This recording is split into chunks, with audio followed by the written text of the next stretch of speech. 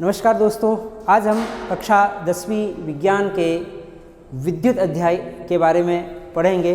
विद्युत जो कि हमारे दैनिक जीवन की चीज़ें हैं। आपके घर में पंखा घूमता है, आपके घर में बल्ब जलता है, और अभी जो मोबाइल पे आप ये वीडियो देख रहे होंगे ये भी विद्युत के कारण ही संभव होता है। लेकिन ये विद्युत होता क्या है, इसके बारे में जानने की कोशिश करते हैं। विद्युत के बारे में वैसे थोड़ा जानते हैं आप। दैनिक भाषा में, दैनिक बोलचाल की भाषा में हम विद्युत की बजाय इसको हम करंट नाम से बोलते हैं।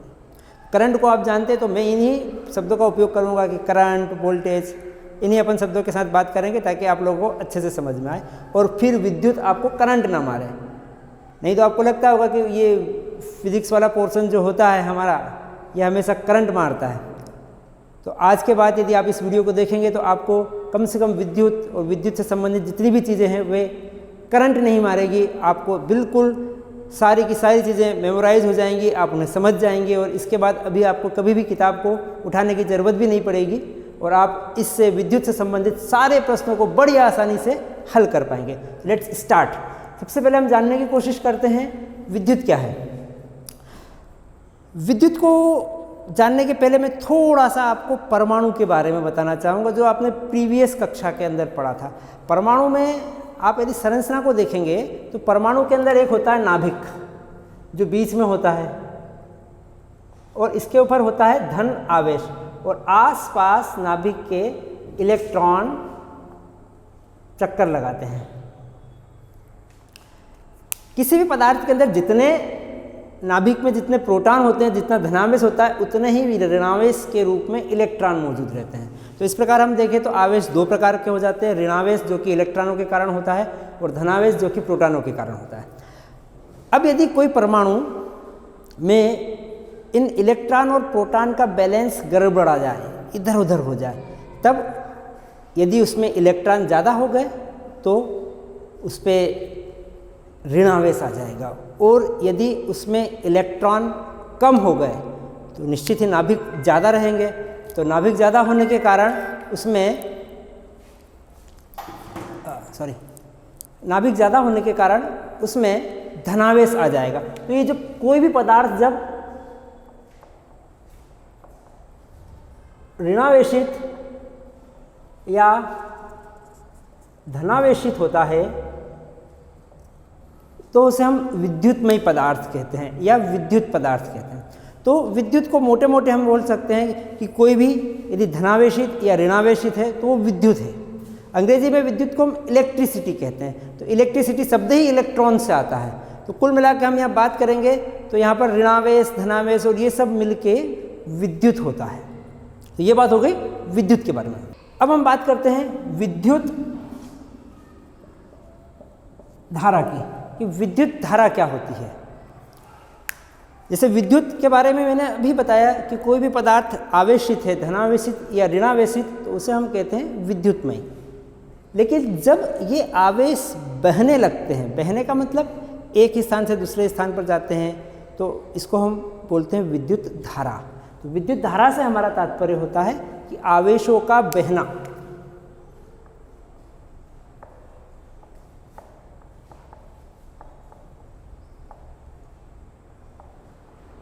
आवेशों का बहना ही विद्युत धारा होता है। तो अब आवेशों के बहने को, विद्युत धारा को हम एक छोटी सी परिभाषा के रूप में कहते हैं। अब निश्चित ही जितना समय बढ़ता जाएगा आवेश अलग अलग मात्रा में बहते जाएंगे, तो हम परिभाषा के रूप में कहते हैं कि 1 सेकंड में जितने आवेश बहते हैं उसे हम विद्युत धारा कहते हैं। 1 सेकंड में बहने वाले आवेश की मात्रा, ये हमारी होती है विद्युत धारा के बराबर। विद्युत धारा को अंग्रेजी में हम इलेक्ट्रिक करंट कहते हैं। तो आपने जो करंट नाम सुना है, वास्तविक में वो विद्युत, उसको हिंदी में हम विद्युत धारा कहते हैं। तो आगे मैं वीडियो में यदि करंट शब्द का उपयोग करता हूँ तो करंट शब्द का मतलब होता है विद्युत धारा। विद्युत धारा को हम जो प्रदर्शित करते हैं वो चिन्ह होता है I। इसको हम I से प्रदर्शित करते हैं। तो कहीं भी अब I शब्द दिखता है आपको, उसका मतलब होता है कि हम विद्युत धारा के बारे में बात कर रहे हैं। विद्युत धारा यानी करंट के बारे में बात करें, वही करंट जिससे पंखे चलते हैं, वही करंट जो कभी कभी आपको झटका भी मार देता है, तो वही करंट अब आपको यहाँ झटका नहीं मारेगा यदि इसके बारे में आप यहाँ जान लेंगे। तो ये हो गया विद्युत धारा। जब हमने ये जो बात लिखी हुई है कि 1 सेकंड में बहने वाले आवेशों की मात्रा को हम विद्युत धारा कहते हैं, इसको ज़रा थोड़ा सा हम शब्दों के रूप में लिखने की बजाय अक्षरों के रूप में लिखने की कोशिश करते हैं। तो आवेशों को हम डिनोट करते हैं हमेशा Q से, Q साइन से। समय को हम प्रदर्शित करते हैं T से, और अभी मैंने बताया विद्युत धारा को हम प्रदर्शित करते हैं I से। तो इस प्रकार मान लीजिए T सेकंड में किसी परिच्छेद से Q आवेश बहता है,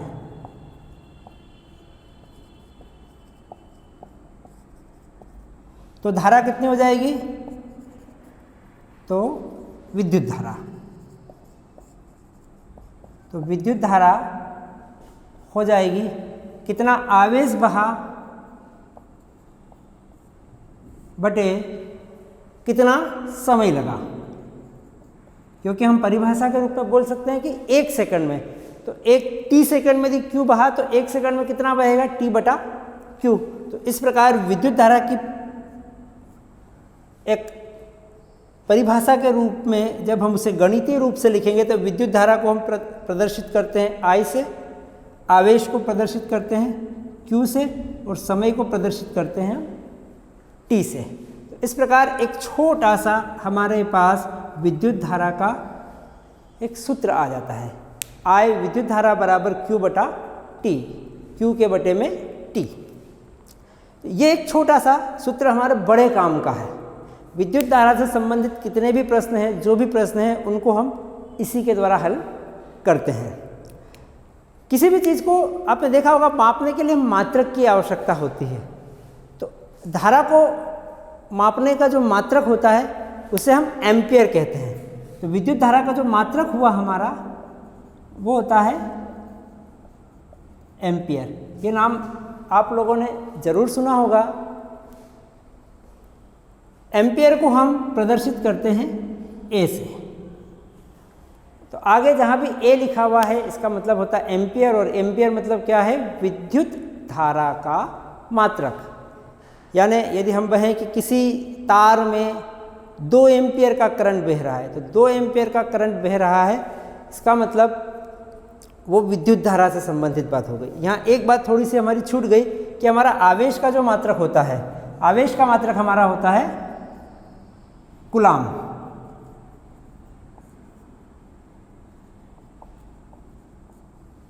तो यदि किसी परिपथ से 2 एम्पियर धारा बह रही है, इसका मतलब होता है कि 1 सेकंड में उस परिपथ से 2 कूलाम आवेश प्रवाहित हो गए। ठीक है, तो ये मात्रकों का अपना महत्व होता है। मात्रकों की सहायता से हमें पता चलता है कि क्या चल रहा है। तो आवेश का मात्रक कूलाम होता है, विद्युत धारा का मात्रक एम्पियर होता है, और इसी के साथ हम विद्युत धारा के बारे में चर्चा करते रहते हैं। आगे बढ़ते हैं, तो इसको रोकेगा थोड़ा, है ना।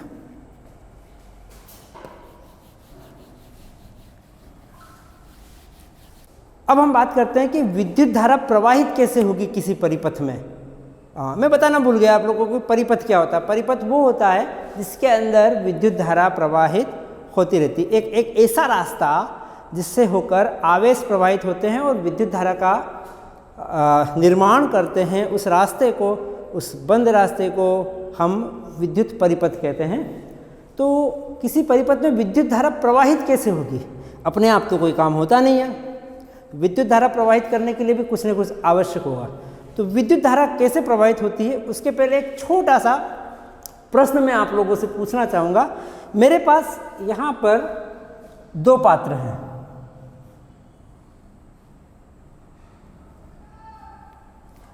एक पात्र इस प्रकार का है, इस पात्र को मैं नाम दे देता हूँ A। एक दूसरा पात्र और है मेरे पास, एक पतली सी ट्यूब नुमा पात्र है मेरे पास। इस पात्र को मैं नाम दे देता हूँ B। इस पात्र में यहाँ तक जल भरा हुआ है, पानी भरा हुआ है, और इस पात्र में यहाँ तक जल भरा हुआ है। अब यदि मैं आप लोगों से एक प्रश्न पूछूं कि कौन से पात्र में पानी की मात्रा ज़्यादा है, अधिक है, तो निश्चित ही यदि आप देखेंगे तो पात्र ए में पानी की मात्रा बहुत ज़्यादा है, बड़ा चौड़ा सा पात्र है, इसमें बहुत ज़्यादा पानी है, बहुत अधिक मात्रा में पानी है, और पात्र बी के अंदर पानी की मात्रा कम है। ठीक है, अब इसको दोनों को हम एक ही लेवल पे ले लेते हैं। आपको ऐसा लगता है ये अपना एक लेवल एक ही हो गया सेम। ओके, अब यदि मैं इन दोनों पात्र को एक नली की सहायता से जोड़ देता हूँ और इनका रास्ता ओपन कर देता हूँ, पानी को बहने के लिए एक रास्ता मिल जाता है। अब बता पाएंगे पानी किस ओर से किस ओर जाएगा, ए से बी पात्र की ओर जाएगा या बी से ए पात्र की ओर जाएगा। ध्यान रहे, अभी आपने बोला था कि यहाँ पर पानी ज़्यादा है, यहाँ पर पानी कम है, लेकिन यदि आप अपने अनुभव से बोलेंगे तो यहाँ पर पानी बी पात्र से ए पात्र की ओर बहेगा, क्योंकि पात्र बी में पानी का जो स्तर है, लेवल है, वो ज़्यादा है, और पात्र ए में पानी का लेवल या पानी का स्तर है वो कम है। तो जब भी हम दो इस प्रकार के बर्तन जिनमें पानी का स्तर अलग अलग है और उनको किसी नली की सहायता से जोड़ देते हैं, उनमें से पानी को आने जाने के लिए एक रास्ता दे देते हैं, तो पानी हमेशा ज़्यादा कहाँ है या कम कहाँ है उससे फ़र्क नहीं पड़ता कि वो प्रवाहित होगा। पानी प्रवाहित होगा जिस भी पात्र में पानी का लेवल ज़्यादा है, वहाँ से जिस भी पात्र में पानी का लेवल कम है उस ओर प्रवाहित होगा। ठीक है, ये बात आप लोगों ने अपने अनुभव से जानी होगी। ठीक इसी प्रकार मान लीजिए आपके पास कोई एक पदार्थ है, इस पे कुछ चार्ज है, इस पे कुछ आवेश है। आपके पास एक दूसरा पदार्थ है, इस पे भी कुछ आवेश है। तो यदि हम इन दोनों को किसी एक तार से जोड़ देते हैं, जैसे पानी को बहने के लिए रास्ता प्रदान करता है नली, वैसे ही आवेशों को बहने के लिए रास्ता प्रदान करता है कोई भी चालक तार, चाहे वो एल्यूमिनियम का हो, चाहे वो तांबे का हो, चाहे वो लोहे का हो, इस प्रकार का कोई भी। जब हमारे पास कोई ये दो पदार्थ हैं, इस पे कुछ आवेश है, इस पे कुछ आवेश है, और इनको हम चालक तार से जोड़ देंगे तो आवेश प्रवाहित होंगे, एक पदार्थ से दूसरे पदार्थ में जाएंगे। लेकिन ये पता कैसे चलेगा कि यहाँ से यहाँ जाएंगे या यहाँ से यहाँ जाएंगे? ध्यान रहे, जिसमें आवेश ज़्यादा है वहाँ से कम आवेश की तरफ जाएंगे, ऐसा नहीं है। बिल्कुल पानी की तरह, यहाँ ज़्यादा पानी था, यहाँ कम पानी था, लेकिन फिर भी पानी इस बड़े छोटे पात्र से बड़े पात्र की ओर आया था। ऐसा ही क्यों, कैसे आया था? क्योंकि पानी को बहने को निर्धारित करता है पानी का स्तर, लेवल। पानी ज़्यादा कम है उससे फर्क नहीं पड़ता है। इसी प्रकार आवेश को बहने को निर्धारित करता है उसके आवेश पदार्थ का विद्युत विभव। विद्युत विभव को हम विद्युत का स्तर भी कह सकते हैं। तो जिस भी पदार्थ में विद्युत का स्तर अर्थात विद्युत विभव ज़्यादा होता है, वहाँ से आवेश जिस भी पदार्थ पे विद्युत का विभव कम अर्थात विद्युत का स्तर कम होता है उस ओर प्रवाहित होते हैं। तो आवेश की मात्रा इस पे डिसाइड नहीं करती है, निर्धारित नहीं करती है कि आवेश किस ओर बहेंगे। आवेश बहते हैं हमेशा अधिक विद्युत विभव से कम विद्युत वाले विभव की ओर। यहाँ एक बात ध्यान देने वाली है कि हमने जो भी यहाँ पर आवेश के प्रवाह की बात की है वो धनावेश को लेकर की है, ऋणावेश को लेकर नहीं की है। क्योंकि जब भी इससे संबंधित में बात विद्युत के बारे में जब भी जानकारी दी जा रही थी, उस समय तक सिर्फ धनावेश के बारे में जानकारी थी, इलेक्ट्रॉन के बारे में जानकारी नहीं थी। इसलिए जितनी भी परिभाषाएं बनी हैं वे सब धनावेश में को लेकर बनी हुई है तो जहाँ जहाँ मैं आवेश शब्द का उपयोग कर रहा हूँ उसका मतलब यहाँ पर धनावेश है। तो धनावेश हमेशा बहता है अधिक विद्युत विभव से कम विद्युत विभव की ओर। विद्युत विभव को हम अंग्रेजी में वोल्टेज डिफरेंस भी कहते हैं, पोटेंशियल भी कहते हैं, लेकिन हम एक दूसरा शब्द याद रखते हैं, वोल्टेज डिफरेंस। वोल्टेज शब्द को आप लोगों ने अच्छे से सुना होगा, इसको हम V से प्रदर्शित करते हैं। ये एक्चुअली में यहाँ पर वैसे थोड़ा सा अंतर होता है, लेकिन अभी आप समझ लीजिए कि विद्युत विभव और वोल्टेज लगभग एक जैसी चीज़ें हैं। तो हम विद्युत विभव की जगह यदि वोल्ट शब्द का उपयोग करें, वोल्टेज शब्द का उपयोग करें, तो वो आपके लिए ज़्यादा अच्छा होगा, क्योंकि आपने विद्युत विभव की जगह वोल्टेज शब्द को तो बड़े अपने दैनिक जीवन में सुना ही होगा। तो विद्युत धारा को प्रवाहित करने के लिए जो महत्वपूर्ण इकाई होती है वो होती है वोल्टेज डिफरेंस, विभव में अंतर। विभव में अंतर ही ये निर्धारित करता है कि किसी परिपथ में विद्युत धारा किस ओर बहेगी, कैसे बहेगी। तो विद्युत धारा प्रवाहित करने के लिए हमें किन्हीं भी दो बिंदुओं के मध्य वोल्टेज में अंतर या विभव में अंतर उत्पन्न करना पड़ता है, और ये विभव में जब अंतर होता है तभी जाकर उस रास्ते में धनावेश अधिक विभव से कम विभव की ओर प्रवाहित होना शुरू करते हैं। देखें कैसे, मैं थोड़ा सा इसको एक चित्र के रूप में आपको बताना चाहूँगा।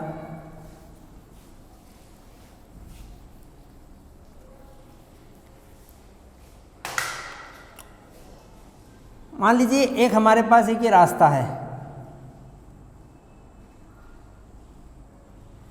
ये एक चालक तार का रास्ता बना हुआ, इसमें चालक तार में बीच में हमने एक बल्ब लगा दिया है।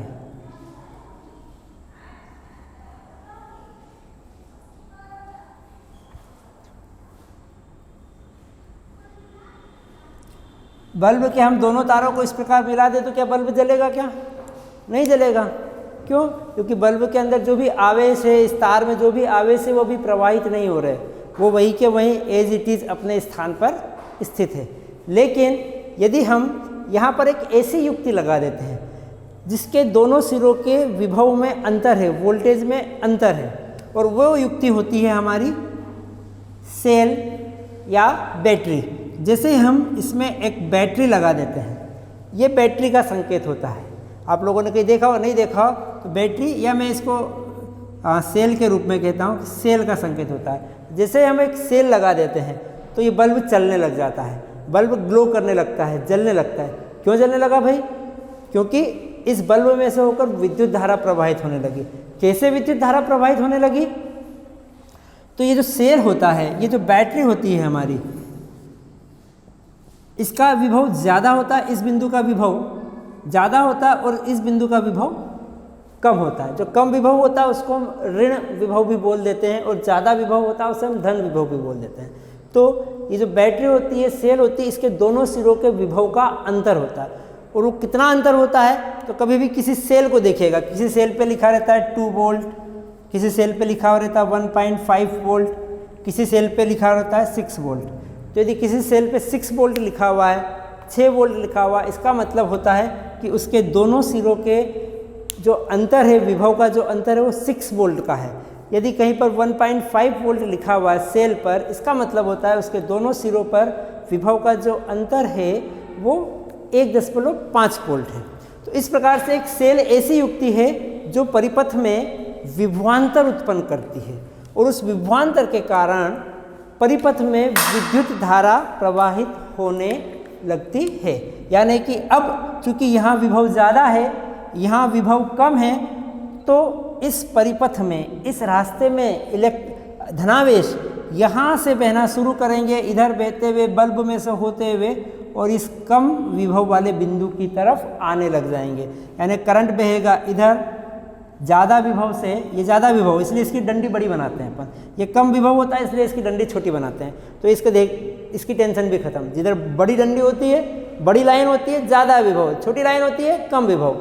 तो विद्युत धारा हमारी, जिसको हम आई से प्रदर्शित करते हैं, वो बहना शुरू होती है अधिक विभव वाले से, यहाँ जाएगी। अब रास्ता तो बल्ब में से होते हुए है उसका, तो बल्ब के अंदर जाएगी, इधर निकलेगी और इस प्रकार से कम विभव की ओर बहते हुए आ जाएगी।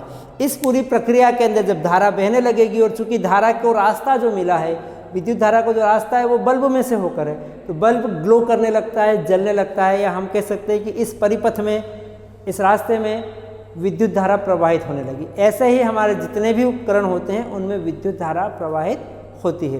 तो ये विद्युत धारा प्रवाहित होने का एक सिंपल सा छोटा सा फंडा है ना, तो ये याद रखिएगा। तो अभी तक हमने यहाँ पर 3 बातें कर ली हैं। पहली बात करिए विद्युत क्या है, तो विद्युत होता है आवेशों को हम विद्युत कहते हैं, आवेश, ठीक है, धनावेश या ऋणावेश। हम अभी बात कर रहे हैं धनावेश की, ऋणावेश के रूप में इलेक्ट्रॉन होता है, उसके बाद हम आगे करेंगे। दूसरी हमने बात करी विद्युत धारा की, तो जब ये धनावेश किसी परिपथ में प्रवाहित होते हैं, बहते हैं, तो वो उसको हम विद्युत धारा कहते हैं। विद्युत धारा को हम आई से प्रदर्शित करते हैं और विद्युत धारा का मात्रक एम्पियर होता है। विद्युत धारा प्रवाहित क्यों होती है, ये तीसरी बात। तो विद्युत धारा प्रवाहित होती है परिपथ में विभवांतर होने से। यदि विभवांतर नहीं होगा, वोल्टेज डिफरेंस नहीं होगा, तो विद्युत धारा प्रवाहित नहीं होगी।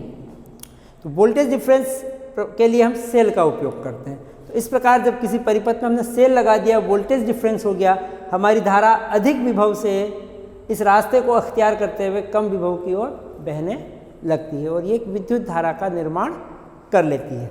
यहाँ ध्यान देने वाली बात है, यदि इस रास्ते को मैं ओपन कर दूँ, खुला छोड़ दूँ, तब विद्युत धारा बहेगी नहीं, क्योंकि इसका रास्ता अभी टूटा हुआ है बीच में से। यदि मैं यहाँ पर एक बटन लगा देता हूँ इस प्रकार से, तो ये बटन या कुंजी या की ओपन है, अभी इसमें विद्युत धारा प्रवाहित नहीं होगी, बल्ब जलेगा नहीं। लेकिन जैसे इस कुंजी को, इस की को मैं दबा देता हूँ और ये रास्ते को तैयार कर देता हूँ, तब जाके इसमें से परिपथ में धारा बहेगी। तो ये इस प्रकार से एक छोटा सा परिपथ बनता है हमारा। तो कुंजी की ज़रूरत या बटन की ज़रूरत क्यों पड़ती है, ये भी आपको पता होगा कि जब हम बटन दबाते हैं तो हमारा परिपथ, हमारा सर्किट, अंग्रेजी में परिपथ को सर्किट बोलते हैं, नाम सुन के वैसे आपको बड़ा अच्छा लगेगा। तो ये सर्किट या विद्युत परिपथ होता है, ये पूर्ण हो जाता है और धारा बहने लग जाती है। तो ये एक छोटा सा हमारा विद्युत धारा से संबंधित बात हो गई।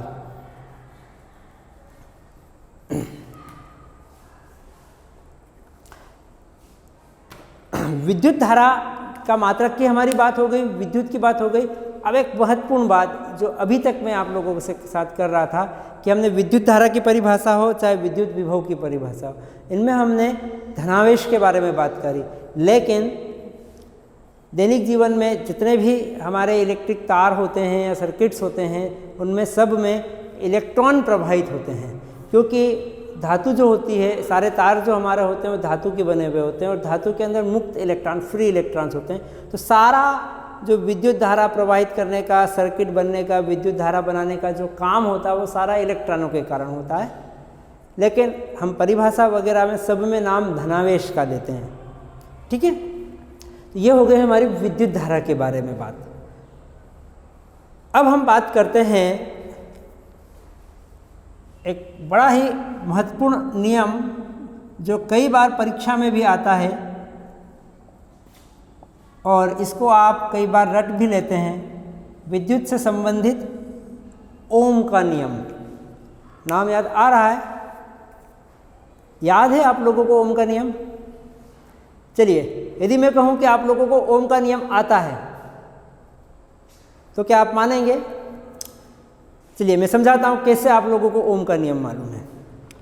अभी हम लोगों ने बात करी विद्युत धारा की, अभी हमने बात करी विभवांतर की या वोल्टेज की।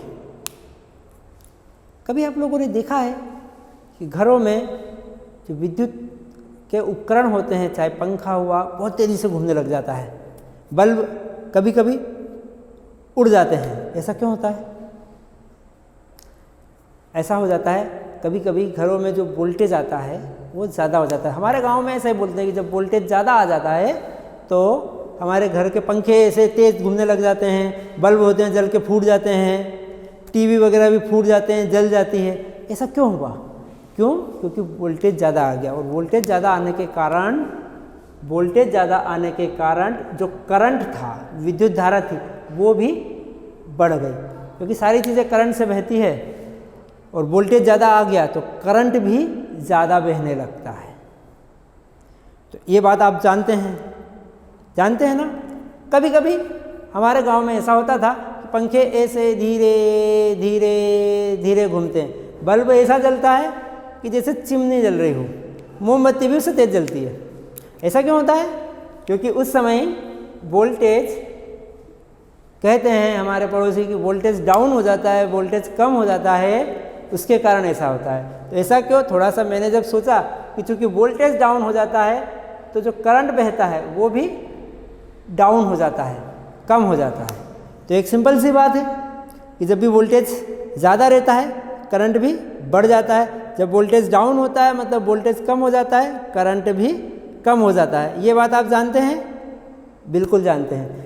तो ये जो बात है हमारी कि वोल्टेज बढ़ने पर करंट बढ़ जाता है, वोल्टेज घटने पर करंट घट जाता है, इसी बात को हम ओम का नियम कहते हैं। यानी यदि परीक्षा में पूछा जाए कि ओम का नियम लिखें और आप ये दो बातें लिख दें कि वोल्टेज बढ़ने पर करंट बढ़ जाता है, वोल्टेज घटने पर करंट कम हो जाता है, तो ये ओम का नियम हो गया है, बेसिक रूप से हो गया। इसको हम रिफाइन करेंगे और, लेकिन बेसिक रूप से कहीं से कहीं तक गलत नहीं है। यही ओम का नियम है, करंट बढ़ने पर वोल्टेज का बढ़ना, करंट घटने पर वोल्टेज का घटना, ये ओम का नियम है। अब जरा इसे हम थोड़ी सी विज्ञान की परिभाषा के रूप में लिखने की कोशिश करते हैं ओम के नियम को। तो जैसे मैंने बताया, करंट मतलब विद्युत धारा, और विद्युत धारा को हम प्रदर्शित करते हैं आई से। वोल्टेज मतलब विभवांतर, विभवांतर को हम वोल्टेज डिफरेंस यानी विभवांतर, उसको प्रदर्शित करते हैं वी से। और अभी हमने पढ़ा कि आई बढ़ने पर, वी बढ़ने पर आई भी बढ़ जाता है, वी घटने पर आई भी घट जाता है। गणित में जब एक चीज़ बढ़ने पर दूसरी चीज़ बढ़ती है, एक चीज़ घटने पर दूसरी चीज़ घटती है, तो उसे हम बोलते हैं अनुक्रमानुपात, यानी वो अनुक्रम के अनुपात में है। तो इस आधार पर हम कह सकते हैं कि जो हमारा वोल्टेज डिफरेंस है या वोल्टेज का अंतर है वो अनुक्रमानुपाती होता है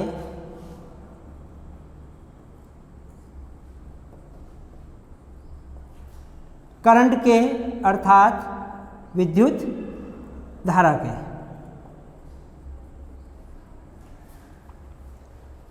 या हम इसको थोड़ा सा और अक्षर में लिखें तो वोल्टेज का अंतर, अनुक्रमानुपाती को इस चिन्ह से लिखते हैं। अनुक्रमानुपाती होता है विद्युत धारा मतलब करंट के,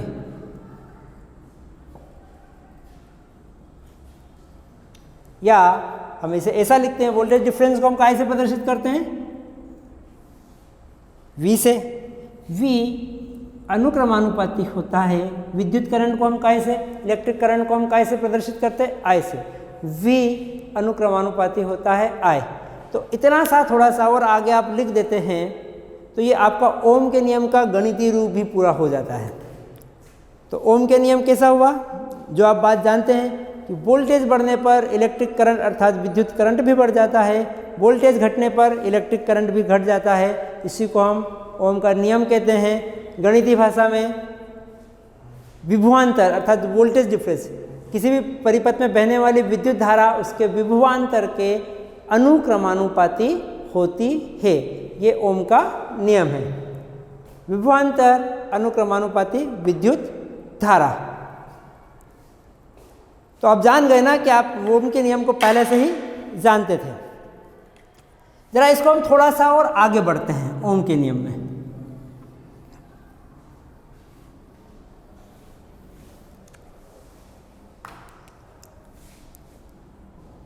विभवांतर अनुक्रमानुपाती विद्युत धारा I, ये हमारा ओम का नियम।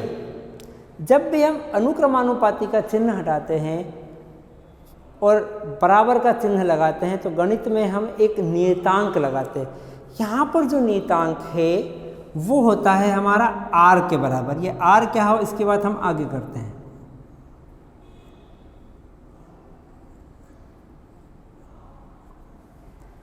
इस प्रकार से लिखते हैं। तो अंत में हमारा ओम का नियम का जो रूप प्राप्त होता है वो इस प्रकार से होता है। ये आर क्या है? तो ये आर हो गया जो भी विद्युत परिपथ की हम बात कर रहे हैं। जैसा अभी हमने थोड़ी देर पहले एक विद्युत परिपथ बनाया था, ये विद्युत परिपथ हमारा एक बल्ब बना हुआ है और ये इसके अंदर एक सेल लगा हुआ है, एक बटन भी लगा देते हैं। इस विद्युत परिपथ के अंदर इस सेल का अपना एक विभवांतर है, इसके कारण यदि हम कुंजी को दबा देंगे तो इसमें एक धारा प्रवाहित होगी I। तो ओम का नियम कहता है कि ये बहने वाली धारा I है, ये विभवांतर के अनुक्रमानुपाती होती है। जब हम आगे बढ़ते हैं तो अनुक्रमानुपाती का चिन्ह हटा के ये R लेके आते हैं। तो ये R क्या है? कि R को हम अंग्रेजी में रेजिस्टेंस या हिंदी में प्रतिरोध कहते हैं।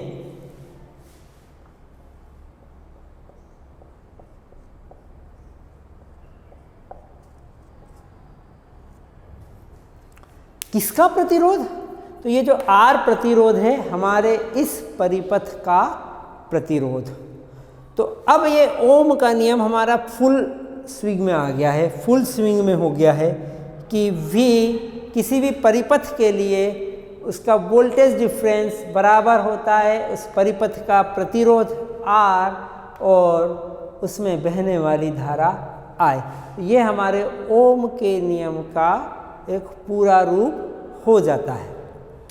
ये जो R प्रतिरोध कहलाता है, ये प्रतिरोध का मतलब होता है कि इस परिपथ में जब विद्युत धारा प्रवाहित होगी तो प्रवाहित होने में धारा के रास्ते में कुछ रुकावटें आएंगी, कुछ समस्याएं आएंगी।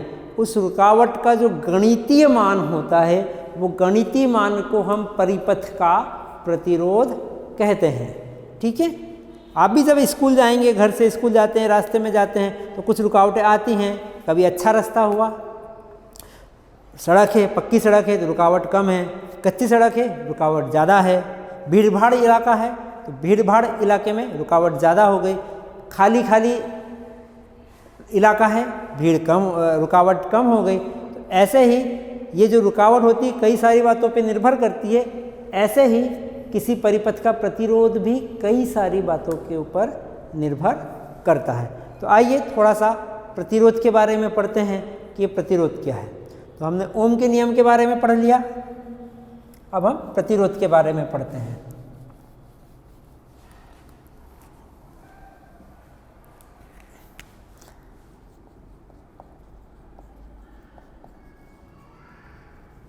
ओम का नियम हमारा क्या? V बराबर I R। इन सब के नाम याद रख लीजिएगा आपके। I क्या है, V क्या है, Q क्या है, T क्या है।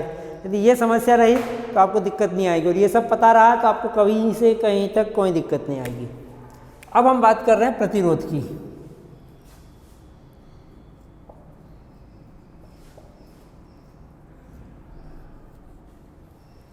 प्रतिरोध मतलब किसी भी परिपथ का प्रतिरोध।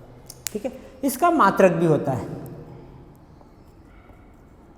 क्योंकि ये प्रतिरोध हमारे ओम के नियम से निकला हुआ है, इसलिए प्रतिरोध का जो मात्रक होता है वो ओम होता है।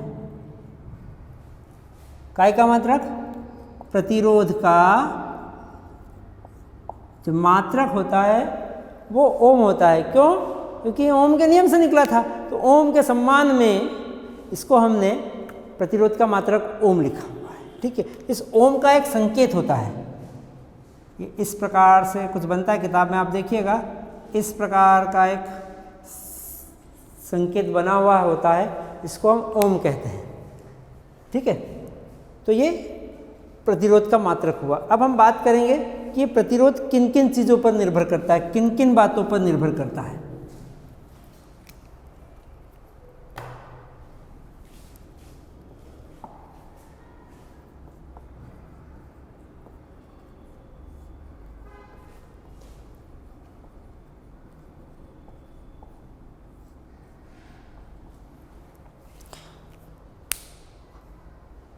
प्रतिरोध क्या है?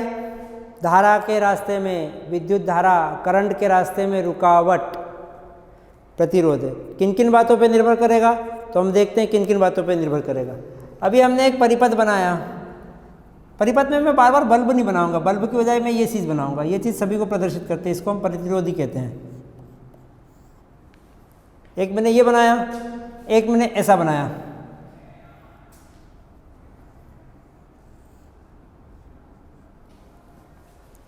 दोनों में क्या अंतर है? यहाँ रास्ता छोटा है, यहाँ रास्ता लंबा है। अब रास्ता छोटा है तो प्रतिरोध कम होगा कि रास्ता लंबा है तो प्रतिरोध कम होगा? निश्चित ही रास्ता यदि लंबा है तो रुकावटें भी ज़्यादा आएंगे, रास्ता यदि छोटा है तो रुकावटें भी कम होंगे। यानी हम कह सकते हैं कि जो प्रतिरोध होता है वह परिपथ के लंबाई पर या परिपथ के तार की लंबाई पर निर्भर करता है। क्योंकि हम जो परिपथ बनाते हैं वो तार से बनाते हैं, इसलिए हम यहाँ तार लिख देते हैं। तो प्रतिरोध पहली चीज़ निर्भर करता है चालक तार। चालक तार मतलब जिससे हम परिपथ बनाते हैं, चालक तार की लंबाई पर। लंबाई को हम काहे से डिनोट करते हैं? लंबाई को अंग्रेजी में बोले लेंथ। लेंथ को हम अंग्रेजी में एल अक्षर से प्रदर्शित करते हैं। तो चालक तार की लंबाई पर प्रतिरोध निर्भर करता है। अब निर्भर कैसे करता है ये भी बताना जरूरी होता है। लंबाई बढ़ेगी तो प्रतिरोध बढ़ेगा, लंबाई घटेगी प्रतिरोध कम हो जाएगा। अभी मैंने बताया था एक चीज़ बढ़ती है और दूसरी चीज़ भी बढ़ती है तो उसमें अनुक्रमानुपाती का अनुपात होता है। तो हमारा जो प्रतिरोध होता है वो अनुक्रमानुपाती होता है परिपथ की लंबाई पर, परिपथ में प्रयुक्त चालक तार की लंबाई पर। चालक तार की लंबाई जितनी ज़्यादा होगी प्रतिरोध भी उतना अधिक होगा। दूसरी चीज़ जिस पे ये निर्भर करता है वो है चालक तार की मोटाई पर। अब मोटाई पर कैसे निर्भर करता है? तो हम मोटाई की बात करें। यदि आप एक किसी रास्ते से जा रहे हैं और वो रास्ता बेहद सकरा है, पतला है, और आप किसी एक अच्छे चौड़े से हाईवे से करीब 2 लेन रोड से 20 फीट चौड़े 80 फीट चौड़े रोड से जा रहे हैं, दोनों में किस में आपको प्रतिरोध कम लगेगा? निश्चित ही जो रोड बहुत चौड़ा है उस पर हमारा प्रतिरोध कम हो जाएगा। यदि कोई रास्ता सकरा है तो उसका प्रतिरोध भी ज़्यादा रहता है। तो ठीक इसी प्रकार आवेश को भी बहने में यदि तार पतला है तो उसे ज़्यादा मुश्किलों का सामना करना पड़ता है। तो यदि तार पतला है तो उसका प्रतिरोध भी ज़्यादा होता है, और यदि तार मोटा है, अच्छी मोटाई लिए हुए है, तो उसका प्रतिरोध भी कम हो जाता है। तो इस प्रकार हम कह सकते हैं कि प्रतिरोध दूसरी चीज़ निर्भर करता है चालक तार की मोटाई पर, थिकनेस पर। लेकिन हम मोटाई को कैसे? तो मान लीजिए मेरे पास ये एक चालक तार है, वैसे तो ये पेन है लेकिन आप अभी मान के रखिए चालक तार है। ये जो इसकी हो गई मोटाई, ये मोटाई ना, तो इस मोटाई को हम, ये जो क्षेत्र दिख रहा है इसके एरिया या क्षेत्रफल से निर्भर करते हैं। तो मोटाई को हम सीधे सीधे इसके क्रॉस सेक्शन के एरिया या अनुप्रस्थ काट के क्षेत्रफल से प्रदर्शित करते हैं। तो हम कह सकते हैं कि दूसरी चीज़ जो निर्भर करती है चालक तार की मोटाई पर, और मोटाई बढ़ने पर प्रतिरोध कम हो जाता है, मोटाई घटने पर प्रतिरोध बढ़ जाता है। मतलब उल्टा है, मोटाई बढ़ी प्रतिरोध कम हुआ, मोटाई कम हुई प्रतिरोध बढ़ जाए। जब ये उल्टा होता है तो इसको व्युत्क्रम में बोलते हैं। तो मोटाई की जगह क्षेत्रफल की बात करते हैं ए पर, अनुप्रस्थ काट के क्षेत्रफल ए पर। और आर इस पे कैसे निर्भर करता है? व्युत्क्रम में,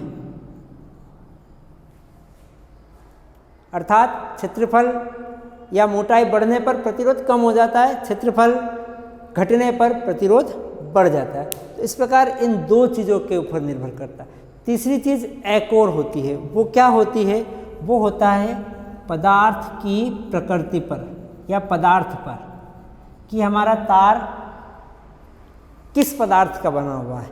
यदि वो तांबे का बना है तो उसका प्रतिरोध अलग होगा, यदि वो एल्यूमिनियम का बना है तो उसका अलग होगा, यदि वो लोहे का बना है तो उसका वो अलग होगा।